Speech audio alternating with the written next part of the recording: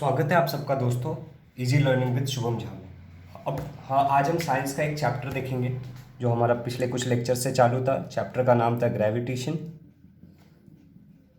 And पिछले कुछ videos में हमने 4 वीडियोस बनाए, उसमें हमने काफ़ी कुछ समझा। ग्रेविटेशन का डेफिनेशन क्या होता है, मोशन क्या होता है, ग्रेविटेशन फोर्स है तो फोर्स का मतलब क्या होता है, मोशन के टाइप्स क्या होते हैं, सेंट्रीपिटल फोर्स क्या होता है, ठीक है, Newton universal law of gravitation क्या है, केपलर्स के 3 लॉ क्या है, ठीक है। उसके बाद हम लोगों ने और भी बहुत कुछ समझा। आज का हमारा जो टॉपिक है वो है फ्री फॉल।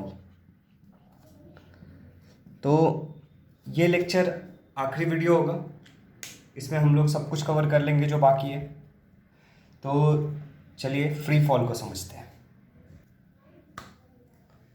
तो ये मैंने एक छोटा सा डायग्राम बनाया है, ठीक है, जिससे हम फ्री फॉल को समझेंगे। जब न्यूटन ने ग्रेविटी डिस्कवर किया था तब भी जो चीज़ हुआ था वो था फ्री फॉल ही हुआ था। तो हम लोग समझते हैं कि फ्री फॉल क्या होगा। अब डायग्राम देख के आपको काफ़ी कुछ समझ में आ रहा होगा और आपके लिए कुछ टर्म्स थोड़े से नए हो सकते हैं, जैसे फोर्स ऑफ ग्रेविटी। ये आपको समझ में आ रहा होगा कि ग्रेविटी मतलब क्या होता है, अर्थ जो ग्रेविटेशनल फोर्स लगाता है, ठीक है। इसका नाम मैंने रखा है भल्लाल देव, ठीक है। तो भल्लाल देव के पास एक वो था हथियार, आप लोगों को पता है ना, जिसमें ऐसे रस्सी लगी हुई, रस्सी नहीं, जिसमें कुछ चेन लगा हुआ था और एक बॉल सा था, जिसे भल्लाल देव गोल गोल गोल गोल गोल गोल घुमा करके ऊपर फेंक देता था। तो एक दिन भल्लाल देव ने ना जोश जोश में उसको गोल गोल गोल गोल घुमा के ऊपर फेंका और सीधा ऊपर फेंका कि जब आएगा तो मैं कैच ले लूँगा।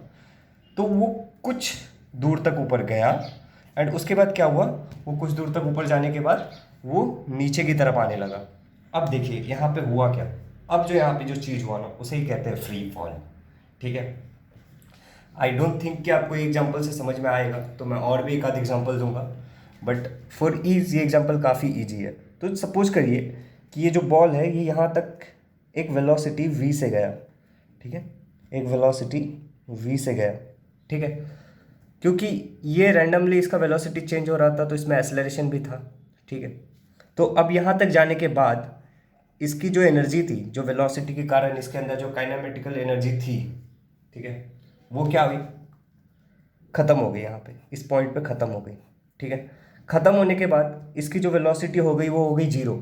यू देखो, मैं आपको कुछ चीज़ें समझाता हूँ। एक होता है v और एक होता है u, ठीक है। u फॉर हम लोग यहाँ पे रिप्रेजेंट करेंगे इनिशियल वेलोसिटी। क्या, इनिशियल वेलोसिटी। याद रखना, जब भी फिजिक्स में आपको कहीं भी u दिखे तो आप समझ जाइए कि वो इनिशियल वेलोसिटी है। और बात अगर ग्रेविटेशन फोर्स वगैरह की हो रही है तो, मोमेंटम की हो रही है तो, ठीक है। एंड जहाँ पे भी आपको v दिखे आप समझ जाइए कि ये है फाइनल वेलोसिटी। ओके, यही है फाइनल वेलोसिटी। चलिए फिर आगे बढ़ते हैं। तो ये यहाँ पे इसकी जो वेलोसिटी थी, आप ही सोचिए ना, आप एक बॉल को ऊपर की तरफ फेंकते हैं, ठीक है। आप, ये कोई एक बच्चा है, ठीक है, जिसका नाम है बंटू। हमारा बंटू बॉल से खेल रहा था और उसने बॉल को ऊपर फेंका, ठीक है। तो बॉल ऊपर ऊपर ऊपर ऊपर ऊपर ऊपर गया, ठीक है। अब बॉल कहाँ है, अब बॉल ऊपर है, काफ़ी ऊपर है। बंटू के अंदर जितनी ताकत थी बॉल उतना ऊपर गया, ठीक है। ये रहा हमारा बंटू ज़मीन पर, ठीक है, और उसने उछल के बॉल को फेंका, बॉल काफ़ी ऊपर गया। क्या ऊपर जाने के बाद बॉल रुकेगा ही नहीं? क्या उसमें न्यूटन यूनिवर्सल मतलब न्यूटन का फर्स्ट लॉ रहेगा मोशन का कि उसके अंदर इनर्शिया है तो यहाँ तक जाएगा, लेकिन जिस पॉइंट पे उसकी इनर्शिया ख़त्म हो जाएगी, ठीक है, due to resistance of air या फिर अब जो भी जिसको आप समझ लो, बट एक पॉइंट पे उसका इनर्शिया ख़त्म हो जाएगा और क्या होगा, वो नीचे की तरफ गिरना स्टार्ट हो जाएगा। अब क्या होगा, बॉल नीचे नीचे नीचे नीचे नीचे आ गया। आप समझ रहे हो मैं क्या बोलना चाह रहा हूँ। तो यहाँ पे ना बॉल जब ऊपर गया था तो उसके पास कुछ वेलोसिटी थी, कुछ स्पीड से जा रहा था, मगर जब यहाँ पे इसका स्पीड 0 हो गया, मतलब इसकी वेलोसिटी रुक गई, तो उसको हम लोग बोलेंगे u इक्वल टू 0। अगर हम लोग मानते हैं कि ये यहाँ से शुरू हो रहा है, देखो पहला तो ये यहाँ से गया, ठीक है, फेंका गया। अब दूसरा ऊपर वापस ऊपर से नीचे आ रहा है तो इसको हम लोग 2 मानते हैं। तो यहाँ पे एक्चुअली जब इसके हाथ में था तो u 0 था, जब ऊपर फेंका तो बीच रास्ते में v हो गया, वेलोसिटी चेंज हुआ u टू v। और फिर ऊपर जाके जब नीचे आया तो फिर से यहाँ पे इनिशियल वेलोसिटी, जब बॉल एक पॉइंट पे रुकेगा यहाँ पे, ठीक है, तो उसकी इनिशियल वेलोसिटी 0 हो जाएगी और जब वो नीचे आने लगेगा फिर उसकी वेलोसिटी चेंज होगी। तो हमेशा आप याद रखिएगा, जब भी कोई ऑब्जेक्ट ऊपर से गिरता है तो उसको हम लोग फ्री फॉल कहते हैं, under only influence of gravity. जब भी कोई चीज़ खाली ग्रेविटी के इन्फ्लुएंस में गिरता है तो उसको हम कहते हैं फ्री फॉल। तो ये फिगर भी आपको समझ में आया होगा। देखिए यहाँ पे मैंने एक और चीज़ रखा है, ये न्यूटन। अच्छा मेरी डायग्राम इतनी अच्छी नहीं है बट आप समझिए इस चीज़ को। ये न्यूटन है, ये पेड़ के नीचे बैठा हुआ था जंगल झाड़ियों में और उसके ऊपर एक एप्पल गिर गया। तो ये एप्पल क्यों गिरा था actually? Due to force of gravity. और ये जो हुआ था ना, इसे ही कहते हैं फ्री फॉल। तो अब चलिए नोट्स की बात कर लेते हैं थोड़ा सा। तो हम लोग फ्री फॉल का समझते हैं, ठीक है। फ्री फॉल, जब एक ऑब्जेक्ट, मैंने हिंदी में लिखा है, आप इंग्लिश में एग्जाम में लिख लीजिएगा, कुछ नहीं, आप सिंपल सा इंग्लिश आप कन्वर्ट कर लीजिएगा, आप इतने तो होशियार हो। जब एक ऑब्जेक्ट खाली ग्रेविटी के कारण गिरता है तो उसे हम फ्री फॉल कहते हैं। मतलब और कुछ भी नहीं है, ऐसा नहीं कि ऊपर से उसको किसी ने धक्का मारा था, बॉल जब ऊपर फेंका, किसी बंटू ने हमारे जब बॉल को ऊपर फेंका, तो ऐसा है क्या कि दूसरा कोई चिंटू ऊपर था जिसने बॉल को और जोर से मार दिया कि नीचे जाए? नहीं, खाली ग्रेविटी के फोर्स के कारण नीचे आया। जब एक ऑब्जेक्ट खाली ग्रेविटी के कारण गिरता है तो उसे हम क्या कहते हैं? फ्री फॉल कहते हैं, ठीक है। तो उसे हम फ्री फॉल कहते हैं। यहाँ देखो मैंने लिखा है, उसे ही हम फ्री फॉल कहते हैं। ओके, अब देखिए वेलोसिटी को रिप्रेजेंट करने का दो तरीका होता है। एक होता है इनिशियल वेलोसिटी, मतलब जब कोई भी चीज़ स्टार्ट हुआ, आपने जिस पॉइंट से आपने उसको मेजर करना स्टार्ट किया, वो हो गई आपकी इनिशियल वेलोसिटी। जरूरी नहीं है कि इनिशियल वेलोसिटी जीरो ही हो, ठीक है, हम लोग एग्जांपल से समझेंगे इस चीज़ को। और एक होता है फाइनल वेलोसिटी। तो चलिए पहले इसे ही समझ लेते हैं कि जरूरी नहीं हो कि इनिशियल वेलोसिटी हर बार जीरो हो। कुछ लोग बच्चे जो होते हैं ना 10th में, उनको कभी कभी लगता है ना कि इनिशियल वेलोसिटी जब भी होगा ना तो जीरो ही होगा। नहीं, ये गलत बात है। ये समझ लो कि ये कार है, ठीक है। आपने कार्स मूवी तो देखी होगी, मेरा बड़ा पसंदीदा मूवी था, ठीक है। ये एक कार है, ओके। ये कार एक रोड पे जा रहा है। अब ये कार जब जा रहा है तो यहाँ पे मैं हूँ, ठीक है। ये कार कहीं से तो आ रहा था और मैंने ना यहाँ पे एक पॉइंट बनाया था कि यहाँ से लेके इस पॉइंट तक जाने में इस कार को जो टाइम लगेगा मैं वो देखूँगा। तो ये car already 60 kilometre per hour के स्पीड में थी, ठीक है। तो अब मैंने यहाँ पे नोटिस करना स्टार्ट किया तो इसकी वेलोसिटी कम नहीं हुई थी। मेरी इनिशियल वेलोसिटी इसके लिए क्या हो जाएगी? 60 किलोमीटर पर आवर। ये जीरो नहीं होगा क्योंकि जहाँ से इस पॉइंट पे वो स्टार्ट हुआ, लेकिन इस पॉइंट पे जब स्टार्ट हुआ तो उस पॉइंट पे उसकी स्पीड क्या थी? उस पॉइंट पे उसकी स्पीड क्या थी उसको हम बोलते हैं इनिशियल वेलोसिटी, ठीक है, जब हमने मेजर करना स्टार्ट किया। अब यहाँ तक पहुँचने में जो उसकी वेलोसिटी होगी वो होगी फाइनल वेलोसिटी। सर, तो हम लोग डिफरेंस इन वेलोसिटी कैसे निकालते हैं? Final minus initial, okay. और उसी को एक्सेलरेशन कहते हैं। चलो फिर, तो आपको ये समझ में आ गया होगा। Then we can say in free fall the initial velocity of object is zero. हाँ, लेकिन अगर एक फ्री फॉल हो रहा है तो हमेशा इनिशियल वेलोसिटी क्या होगा? जीरो होगा। जब भी फ्री फॉल होगा तो इनिशियल वेलोसिटी हमेशा जीरो ही होगा। It goes on increasing due to acceleration due to gravity. लेकिन जब वो गिरने लगता है, जब वो हमारा बॉल जब ऊपर से गिरने लगेगा, जब यहाँ से ये गिरने लगेगा, ठीक है, तो it goes on increasing due to acceleration due to gravity. Acceleration due to gravity हमने लास्ट लेक्चर में समझा। अगर आपने वीडियो पूरा देखा होगा तो आपको समझ में आया होगा कि एक्सेलरेशन ड्यू टू ग्रेविटी का फॉर्मूला हम लोगों ने ये निकाला था, सही है ना। और सब कुछ सब्सटीट्यूट करने के बाद हमें जो मिला था वो था 9.77। इसको हम लोगों ने अप्रोक्सीमेट लिया था 9.8 मीटर पर सेकेंड स्क्वायर। यही थी एक्सेलरेशन ड्यू टू ग्रेविटी। इस चीज़ को हम लोग क्या बोलते हैं? एक्सेलरेशन ड्यू टू, चलो इतना नहीं लिखता मैं, acceleration due to gravity, okay. तो इसे हम लोग एक्सेलरेशन ड्यू टू ग्रेविटी कहते हैं। तो आपको समझ में आ गया होगा एक्सेलरेशन ड्यू टू ग्रेविटी क्या होता है। मैंने कल के अगर आपको नहीं समझ में आ रहा है एक्सेलरेशन ड्यू टू ग्रेविटी या फिर आपके मन में कोई भी डाउट है तो आप लेक्चर 4 देखिए, आपको अच्छी तरीके से समझ में आ जाएगा कि एक्सेलरेशन ड्यू टू ग्रेविटी क्या है। पूरे वीडियो में हमने एक्सेलरेशन ड्यू टू ग्रेविटी और कुछ छोटी मोटी चीज़ों की बातें की है, okay. It goes on increasing due to acceleration due to gravity, fractional force and buoyant force are also act on an object. देखो ये मैंने फ्रैक्शनल लिख दिया है, फ्रिक्शनल होगा एक्चुअली, ठीक है। तो अब समझते हैं कि जब ये बॉल नीचे की तरफ आ रहा था या फिर ऊपर की तरफ जा रहा था, अब कोई भी सिनेरियो, पहले मान लो ऊपर की तरफ जा रहा है, नहीं चलो नीचे की तरफ मान लेते क्योंकि फ्री फॉल की बात कर रहे हैं। तो ये बॉल जब नीचे की तरफ आ रहा था तो क्या यहाँ पे आसपास हवा हवा हवा एयर नहीं होगा? होगा ना, जिससे इसका रेजिस्टेंस होगा। समझ में आया? और समझते हैं बॉयंट फोर्स, समझते हैं बॉयंट फोर्स। समझाने के लिए ना मैं आपको एक एग्जांपल देना चाहूँगा, ठीक है। जब मैं छोटा था ना तो हम लोग अपने गांव जाया करते थे, वैसे अभी भी जाते हैं। तो वहाँ पे एक कुआं हुआ करता था, ठीक है। और ये ऐसे कुआं, ये बहुत अच्छा सा डायग्राम होता है कुआं का। उस कुएं में जब मैं बाल्टी को फेंकता था, यहाँ पे एक हैंडल हुआ करता था उसके, ठीक है, ऐसे, जिससे मैं बाल्टी को फेंकता था। ठीक है, तो आप अंदाज़ा लगा लो ये कुएं में बाल्टी गया। ओके, तो बाल्टी ना फट से अंदर चली जाती थी भरने के बाद। ओके, और भर जाने के बाद ना वो बाल्टी मतलब ऊपर आ जाती थी। ठीक है, मतलब बाल्टी जब भर जाती है तो ऊपर की तरफ तैरने लगती, मतलब ये पानी है ना, ये यहाँ पे पानी का लेवल है, अच्छा सॉरी, यहाँ पे ये पानी का लेवल है, ये बाल्टी ये कुआं का अंदर समझ लो आप, ये कुएं का अंदर है। ठीक है, ये अंदर का कुआं है, उसमें बहुत पानी है। ओके, बहुत पानी, सो मच वाटर। तो ये बाल्टी को ना पानी जो ऊपर की तरफ फोर्स देता है उसको ही बॉइंट फोर्स बोलते हैं। और सिंपल सा एग्जांपल, आप एक बकेट ले लो, ठीक है, और उस बकेट में आप काम करो, एक मग ले लो, ठीक है, एक मग ले लो, उसमें पानी भरो और उसको नीचे करो, तो मतलब पानी के अंदर डालो तो वो बार बार ऊपर की तरफ आएगा। ये जो मग है ना बार बार ऊपर की तरफ आएगा, तो ये जो फोर्स होता है ना इसको बॉइंट फोर्स बोलते हैं एक्चुअली। ठीक है, आई होप कि आपको बॉइंट फोर्स का कंसेप्ट समझ में आ गया होगा। ओके, तो fractional force and buoyant force are also act on object. True free fall is possible only in vacuum. देखो जो ट्रू फ्री फॉल होगा, आइडियल फ्री फॉल, वो खाली वैक्यूम में ही हो सकता है जहाँ पे इनिशियल वेलोसिटी जीरो होगी। ठीक है, अब समझते हैं काइनेमेटिकल इक्वेशंस को। ठीक है, तो अब मेरे पास ना एक तरीका है, थोड़ा सा फनी सा तरीका है, अजीब सा ही है, मगर ट्रस्ट मी, जब मैं 10th में था, जब मैं 11th में था, 12th में, मैंने उस तरीके से पढ़ा था इस चीज़ को और मुझे याद है। देखो, माइट बी पॉसिबल या इट इज़ पॉसिबल कि आप सब बहुत स्मार्ट हो, आप लोगों को जुगाड़ की कुछ ज़रूरत नहीं है, बट फिर भी जिनको जिनको ये सब याद नहीं रहता, कन्फ्यूजन होता है उनके लिए। देखो, ये फर्स्ट काइनेमेटिकल इक्वेशन है, ये सेकंड है, ये थर्ड है। हाँ, तो हम लोग पहले ही काइनेमेटिकल इक्वेशन याद करना सीखते हैं। ठीक है, पहला वाला क्या है,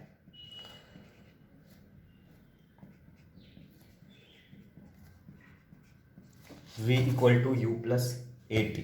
अब देखो यहाँ पे v मतलब, देखो u जहाँ पे भी होगा उसका मतलब क्या है, इनिशियल वेलोसिटी। ठीक है, जहाँ पे भी v है उसका मतलब क्या है, फाइनल वेलोसिटी। ठीक है, फाइनल वेलोसिटी। जहाँ पे भी t है उसका मतलब क्या है, टाइम। जहाँ पे भी a है उसका मतलब क्या है, एक्सेलरेशन। अब देखो, क्योंकि हम लोग ग्रेविटी और फ्री फॉल की बात कर रहे हैं, ये सारी इक्वेशन जो मैं दूंगा वो फ्री फॉल, तो फ्री फॉल में एक्सेलरेशन कहाँ से होता है, g होता है। मतलब क्या, g मतलब क्या, एक्सेलरेशन ड्यू टू ग्रेविटी। अभी थोड़ी देर पहले ही मैंने बताया ना, ड्यू टू ग्रेविटी। तो जहाँ पे भी a होगा वहाँ पे हम लोग g कर देंगे, और जहाँ पे भी u होगा उसको हम लोग जीरो पुट करेंगे, u इक्वल टू जीरो। क्यों पुट करेंगे, क्योंकि फ्री फॉल में इनिशियल वेलोसिटी जीरो होती है। तो सर ये याद कैसे करेंगे, जुगाड़ की बात करो। देखो, मैंने कुछ ऐसा बनाया था कि मैंने इमेजिन किया था जब मैं बच्चा था, अभी थोड़ा फनी है, थोड़ा अजीब है, लेकिन मैंने इमेजिन किया था कि मैं किसी के साथ डेट पे गया हूँ। ठीक है, तो v मतलब हम दोनों, ऐसे हम लोग बोलते हैं ना, WEV, तो हम उसको ऐसे भी पढ़ सकते हैं, VU, मैं उसे बता रहा हूँ। ठीक है, VU80 एट डेट, मैंने तो ऐसे ही पढ़ा था, आप कुछ भी समझ सकते हो, VU एट शी शोर, VU at fair, VU at home, कुछ भी आप समझ लो, आपकी मर्जी, मगर मुझे वो थोड़ा सा क्रिएटिव लगा तो मुझे वो याद रह गया। तो VU एट डेट, ये पहला है। ठीक है, अब देखिए, इसमें अगर आप u को जीरो डालिएगा और a को g डालिएगा तो ये हो जाएगा v equal to g t. ठीक है, तो मैंने यहाँ पे वही लिखा है। तो ये सारे इक्वेशंस याद रखना जरूरी है क्योंकि ये न्यूमेरिकल सॉल्व करने में काम आता है। ठीक है, VU, ठीक है, आप देख लीजिए। चलिए अब दूसरे की बात करते हैं। और u को जीरो क्यों डाल रहे हो और a को g क्यों डाल रहे हो, मैंने बताया क्योंकि फ्री फॉल में इनिशियल वेलोसिटी जीरो होता है और एक्सेलरेशन होता है ड्यू टू ग्रेविटी, तो उसको g डालेंगे। अब देखो, ये वाला तो थोड़ा और ही अलग है। S for Shubham, my self Shubham, UT, मेरी मम्मी आके मुझे कह रहे शुभम उठ, UT, या फिर शुभम कह रहे UT है आधा, इसको हाफ बोलते हो ना आप लोग, मैं इसको आधा कहता हूँ, आधा AT स्क्वायर। तो अब मैंने ऐसे याद किया था, शुभम उठ, तेरा आधा ही पढ़ के हुआ है, आधा आता है तुझे, ठीक है, लाइक दैट, लेकिन तुझे पूरा करना है। ओके, या मैंने तो सिंपली मैंने ऐसे ही याद किया था कि शुभम उठ आधा आटा स्क्वायर, AT को मैंने ऐसे समझा था आटा स्क्वायर, बट आप कुछ भी कर लो, मुझे आधा आता है और मुझे स्क्वायर पढ़ना है। ठीक है, तो आप इसको भी याद कर लेना इस तरीके से। इसमें भी इसको जीरो पुट करेंगे तो ये t से मल्टीप्लाई होकर भी ये जीरो हो जाएगा, plus half g t square, तो ये भी क्या हो जाएगा, S is equal to half GT²। ठीक है, तो ये भी आपको समझ में आ गया होगा दूसरा काइनेमेटिकल इक्वेशन को कैसे मॉडिफाई किया। चलिए फिर तीसरे वाले समझते हैं। तीसरे वाले के लिए जो जुगाड़ है मैं आपको बताऊंगा नहीं, क्योंकि वो मेरा पर्सनल जुगाड़ है मैं नहीं बता सकता। आप दो जुगाड़ से आप सीख जाइए कि कैसे लगाना है। ठीक है, v² is equal to u² plus 2as। तो v² तो ऐसे ही रहेगा, u को हम लोग 0 डालेंगे क्योंकि ये फ्री फॉल की बात चल रही है। 2a को हम लोग g डालेंगे क्योंकि एस्लरेशन मतलब एस्लरेशन ड्यू टू ग्रेविटी, और s मतलब क्या होता है डिस्प्लेसमेंट, मैंने लिखा नहीं था आप याद रखिएगा, s मतलब होता है डिस्प्लेसमेंट। तो ये हो जाएगा 0 + 2gs। तो ये हो गया तीसरा वाला। ठीक है, तो यहाँ पे ये लिखा है मैंने v² is equal to u² plus 2as। देखिए ये सारी इक्वेशन याद करना कोई मुश्किल बात नहीं है, लेकिन अगर आपके पास जुगाड़ बना लोगे ना तो कन्फ्यूजन का चांस नहीं होता। देखिए याद तो हो ही जाता है, लेकिन जुगाड़ से क्या होता है, कन्फ्यूजन अवॉइड होता है। ठीक है, तो हमें याद तो करना ही है, लेकिन ऐसे याद करना है कि कन्फ्यूजन क्रिएट ना हो। तो आई होप कि आप लोगों को फ्री फॉल का कंसेप्ट अच्छे से समझ में आया होगा। अब मैं कुछ चीज़ें बताना चाहता हूँ आप लोगों को कि ये चैप्टर को मैं यहाँ पे ख़त्म डिक्लेयर करता हूँ, मगर force y inversely proportional to r², Newton ने ऐसा क्यों लिया था, या फिर g is y inversely proportional to 1/r²। ठीक है, ये दो चीज़ें, पहला। दूसरा देखिए ये दोनों ही बड़े सिंपल है। ठीक है, जितना आपको मैंने चैप्टर सिखा दिया है ना उससे आप ये कर लोगे, I am very sure. Okay, ये दो हो गया। ठीक है, तीसरा ग्रेविटेशनल पोटेंशियल एनर्जी। ठीक है, ये भी बहुत सिंपल है, आप ये भी कर लोगे। आई नो कुछ नहीं है, खाली एक माइनस सिंबल डालना है एक इक्वेशन के आगे और कुछ नहीं। पोटेंशियल एनर्जी का आपको फॉर्मूला आता होगा, उसमें थोड़ा सा सब्सटीट्यूशन करना है, वो देख के समझ में आ जाता है। और चौथा जिसके बारे में मैंने थोड़ी सी बात की थी, स्केप वेलोसिटी। ठीक है, देखिए ये वाले में जो इक्वेशन है उसी को खाली यूज करना है आपको। टोटल एनर्जी मतलब मैं आपको बता देता हूँ। टोटल एनर्जी मतलब क्या होता है, potential energy plus kinetic energy. ठीक है, काइनेटिक एनर्जी और पोटेंशियल एनर्जी दोनों को जब आप जोड़ते हो तो आपको टोटल एनर्जी मिलता है। ठीक है, और आपको law of conservation of energy तो पता ही होगा, energy not created not destroyed just transform from one body to another. तो वही वाले कंसेप्ट पे है। ठीक है, और स्केप वेलोसिटी मतलब क्या होता है सर, ये तो बता दीजिए कम से कम। तो स्केप वेलोसिटी मतलब होता है कि एक सैटेलाइट है अर्थ सरफेस पे, एक सैटेलाइट है। ठीक है, ये सैटेलाइट को उड़ने के लिए जो वेलोसिटी चाहिए, इसको छोड़ने के लिए, ज़मीन को छोड़ने के लिए जो चाहिए और आसमान में जाने के लिए जो चाहिए, उसको हम बोलते हैं स्केप वेलोसिटी। और अब ये पृथ्वी के बगल में जो घूमना चाहता है, इसके लिए जो उसको वेलोसिटी चाहिए उसको बोलते हैं क्रिटिकल वेलोसिटी सर। तो आई होप सर कि आपको समझ में आ गया होगा। यस सर, समझ में तो आ गया। अब सर अब मैं कुछ बातें बोलना चाह रहा हूँ, इस वीडियो के लास्ट में बोल रहा हूँ। देखिए मुझे पता चलता है कि कौन कितना वीडियो देख रहा है, तो आप लोग पूरा वीडियो देखिए, क्योंकि आप इतना जो सब कुछ चल रहा है वो आपके लिए चल रहा है। ठीक है, और आप लोगों के साथ शेयर भी करिए अपने दोस्तों के साथ कि उनको भी ये चीज़ों का फ़ायदा हो जाए। एंड चलिए हम लोगों ने इस चैप्टर को समराइज कर लेते हैं। ठीक है, ये हर चैप्टर के बाद हम करेंगे।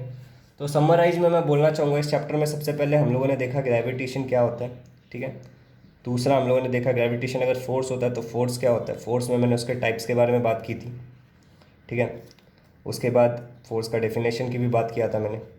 ओके, तीसरी बात क्या की थी हम लोगों ने, फिर फोर्स वगैरह के बाद मोशन की बात की थी हमने।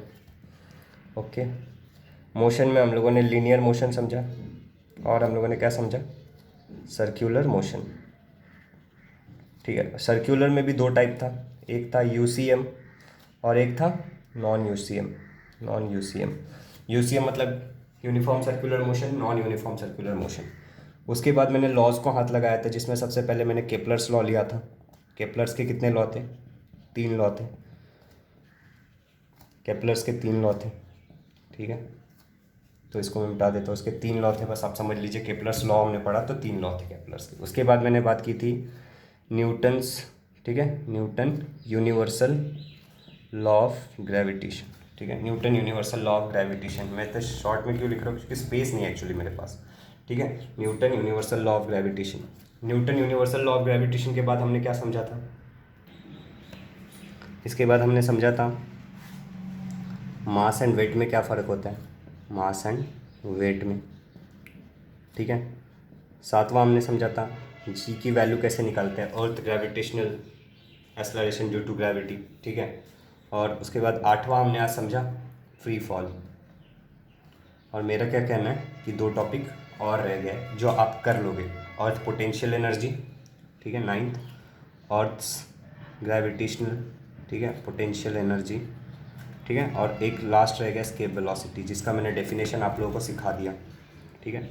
टोटल एनर्जी का कंसेप्ट यूज करना है और इसे कर लेना एस्केप वेलोसिटी, ठीक है। तो कुल मिला के ऐसे 10 टॉपिक्स है इस चैप्टर में। देखिए मैंने आपको ऑलमोस्ट सब कुछ सिखा दिया है, ठीक है, ऑलमोस्ट क्या सब कुछ सिखा ही दिया है। और हाँ, एक और चीज़, इससे पहले मोशन में ही हम लोगों ने सीखा था, फोर्स में मान लो कि हम लोगों ने फोर्स का एक और टाइप सीखा था, force centripetal, right, force centripetal, जो सर्कुलर मोशन के लिए ज़रूरी होता है, ठीक है। तो मोशन के बाद हमने सीखा था, फिर हमने लॉस को हाथ लगाया था, मतलब 10-11 टॉपिक्स। तो ऐसे 10 से 11 टॉपिक्स है जो आपको अच्छे से आ जाएगा, तो आप आराम से ये पेपर, ये चैप्टर तो आपको आ जाएगा, और कुछ भी हार्ड नहीं है, सब कुछ बहुत ही ईजी है। तो मैं उम्मीद करता हूँ कि आपको मेरी बातें अच्छी लगी होगी और आपको सब कुछ समझ में आया होगा। अगर आपको ये अच्छा लगा तो आप अपने दोस्तों के साथ भी शेयर करिए और लाइक कर दीजिए, ठीक है। एंड अगला चैप्टर जो हम लोग लेंगे, उस चैप्टर का नाम है classification of element, periodic classification of element, ठीक है। तो वो चैप्टर हम लोग 1 तारीख से स्टार्ट करेंगे, डेली एक वीडियो आएगा, एंड उसमें उसको भी हम लोग 5 से 6 वीडियोज़ में ख़त्म कर देंगे। 20 मिनट्स का एक वीडियो हो सकता है ज़्यादा से ज़्यादा, ठीक है। ज़्यादा डिटेल में बात करते हैं तो थोड़ा टाइम लग जाता है, ओके। सो मैं उम्मीद करता हूँ कि आप को ये समझ आ गया होगा सब कुछ। कोई भी डाउट हो तो आप प्लीज़ कमेंट करिए। अगर आप इस चैनल पे नए हैं तो सब्सक्राइब करिए एंड वो बेल आइकन को दबा दीजिए कि अगला वीडियो जब भी अपलोड हो तो आपको नोटिफिकेशन मिल जाए। So thank you so much.